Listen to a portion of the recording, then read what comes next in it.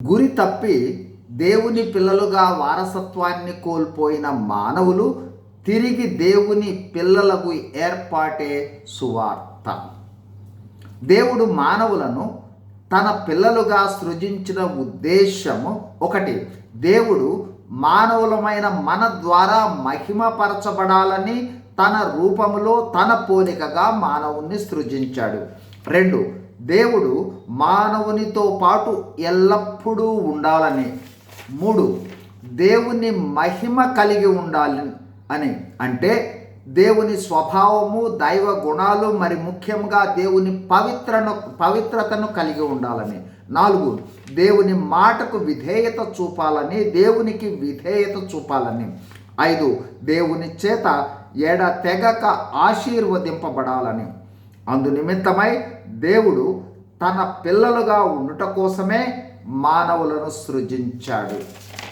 అయితే మొదటి ఆది దంపతులు తమకిచ్చిన ఆజ్ఞను అతిక్రమించారు, గురి తప్పారు.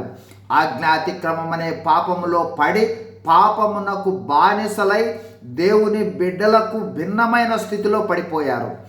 అపవాది పిల్లలుగా మార్చబడ్డారు. గురి తప్పిన మానవుని తిరిగి సమకూర్చుటే యేసు ప్రభువును ఈ లోకంలోనికి దేవుడు పంపుట. పాపము నుంచి, పాప దుష్ఫలితాల నుండి మానవులు తమకుగా తాము విడుదల పొందలేని స్థితిలో పాప ప్రాయశ్చిత్తముగా దేవుడు తన కుమారుడైన యేసుక్రీస్తు ప్రభువుని లోకంలోనికి పంపాడు.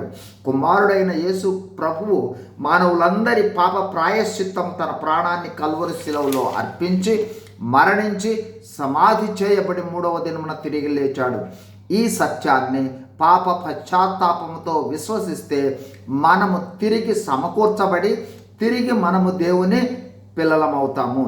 తన్ను అంటే యేసు ప్రభువును ఎందరు అంగీకరించిరో వారికి అందరికీ, అనగా తన నామమందు అంటే యేసు ప్రభువు నామమందు విశ్వాసముంచిన వారికి దేవుని పిల్లలొకటికు అధికారము అనుగ్రహించను.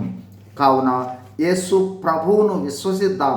దేవుని పిల్లలుగా దేవుని ఉద్దేశాలను నెరవేరుస్తూ గురి కలిగి జీవిద్దాం. God bless you. Thank you.